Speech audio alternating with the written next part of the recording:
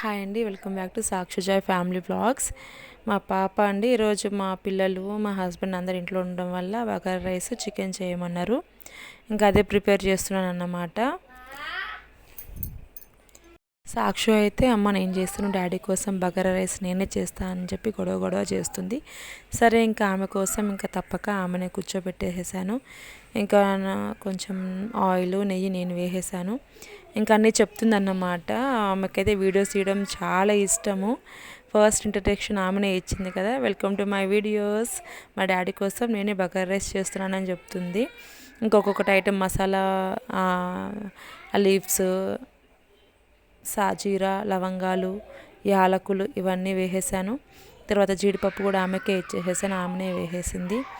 నేను వీడియో దీనికోసం కాదు, కానీ కాకపోతే పాపతో ఒక చేయిద్దాము, ఆమె హ్యాపీగా ఫీల్ అవుతుంది కదా అని చెప్పేసి దానికోసమే ఇదంతా రికార్డ్ చేశాను.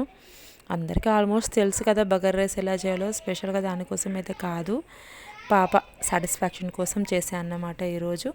తర్వాత మిర్చి, కొంచెం కరివేపాకు వేసేసింది. అవి కొంచెం లైట్గా ఫ్రై అయిన తర్వాత ఆనియన్స్ వేయాలి అని చేస్తూ ఉన్నాను అన్నమాట. ఇంకా ఆమె కూడా ఆగుతూ వెయిట్ చేస్తుంది అవి ఎప్పుడు ఫ్రై అవుతాయా అని. ఇంకా ఆనియన్స్ కూడా వేసేస్తుంది. మొత్తం ఒకటేసారి వేయమ్మా అని అంటే లేదు నా చేతి మీద పడుతుంది ఆయిల్ అని చెప్పి భయపడుతుంది. ఇంకా నేనే వేసేస్తూ చెప్తున్నాను ఇలా వేసేయచ్చు ప్లేట్తో అని చెప్పేసి. ఇంకా అవి ఫ్రై అయిన తర్వాత వెయిట్ చేయాలని చెప్పాను. ఇంకా సాల్ట్ కొంచెం వేసాను అన్నమాట స్టార్టింగ్లో, వేపిస్తున్నాను దాంతోనే. పాప వేసేసింది. అది కొంచెం ఫ్రై అయిన తర్వాత మనము అల్లం వెల్లుల్లి పేస్ట్, ధనియాల పౌడరు, గరం మసాలా వేసుకోవాలి అని చెప్పి మొత్తం అన్నీ రెడీ చేసి పక్కనే పెట్టేశాను. ఆమె కదా చేయడము, మనం అన్నీ అప్పటికప్పుడు తీసుకొని వేసుకోవచ్చు. ఇంకా ఆమె కాబట్టి మొత్తం ఆల్మోస్ట్ ఆల్రెడీ అక్కడ పక్కన అన్నీ సెట్ చేసి పెట్టేసాను అన్నమాట. ఇంక ఇవన్నీ ఫ్రై అయిన తర్వాత చెప్తున్నాను, ఇది వేసిన తర్వాత ఇది వేయాలని చెప్తూ ఉన్నాను. ఇంకా వేస్తుంది, అల్లం వెల్లుల్లి పేస్ట్ వేసింది, గరం మసాలా వేస్తుంది, ఒక 2 స్పూన్స్ వేయమని కరెక్ట్గా వేస్తుంది అన్నమాట. మన మాట అయితే విన్నది, కానీ ఇట్లాంటివి మాత్రం కరెక్ట్గా చేస్తుంది. తర్వాత ధనియాల పౌడర్ కూడా వేయమన్నాను, అది కూడా వేసేసింది. అవి కూడా కొంచెం అల్లం వెల్లుల్లి పేస్ట్ కదా, పచ్చివాసన పోయే వరకు ఉండాలి కదా, ఇంకా దాన్ని ఫ్రై చేస్తూ ఉన్నాను. ఇంక ఇదంతా అయిపోయిన తర్వాత మనం కొత్తిమీర, పుదీనా వేసుకోవాలని చెప్పాను, అవి కూడా ఇచ్చేసాను. అక్కడే పెద్ద చూడండి ఎట్లా వేసేసిందంటే మొత్తం కిందనే వేసేసింది. కోపం వచ్చింది, మళ్ళీ ఏమంటాం కొడితే ఏడుస్తుంది అని చెప్పేసి ఇంకా ఆగిపోయాను. ఇంకా మొత్తం అంతా క్లీన్ చేసేసుకున్నాను అన్నమాట.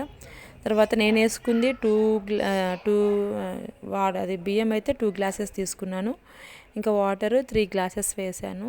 ఇంకా మనం 3.5 వేసుకున్న రైస్ మెత్తగా అయిపోతుంది. సో అందుకని 3 గ్లాసెస్ ఆఫ్ వాటర్ వేసుకున్నాను. ఇంకా కొంచెం వేసాను అంతే, కొంచెం వేసాను అనమాట, సారీ అండి, కొంచెం వేసాను. ఇంక ఈ వాటర్ అంతా బాయిల్, ఇంకా సాల్ట్ అవి చూస్తున్నాను నేను. కొంచెం అట్లా అనేసరికి నాకు వేయమ్మా అని చెప్పి వేసి పిచ్చుకుంది. బాగుంది టేస్ట్ అన్నది. ఇంకా చికెన్ కర్రీ నేను ఫస్ట్ చేసి పెట్టేసాను. ఇంకా కీర్తన ఒక పక్క, పాప ఒక పక్క కూర్చొని ఉన్నారన్నమాట. నా వంటని ఈరోజు అయితే ఆగమాగం చేసేసారు. మధ్యలో ఇద్దరు పక్క పక్కనే కూర్చున్నారు, అదంటారు ఇదంటారు అంతా. నాకైతే పిచ్చి లేసింది ఈరోజు అయితే.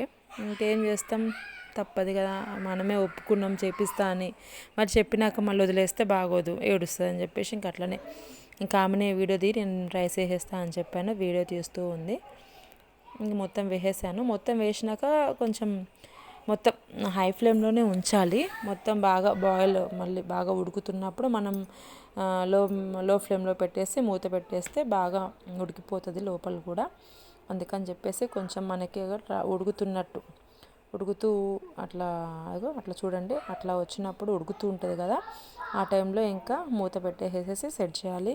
ఇంకా సెట్ అయిపోయింది. వాళ్ళ నాన్నకి ఆమెనే వడ్డిస్తుంది అన్నమాట. చూడండి ఎంత హ్యాపీయో.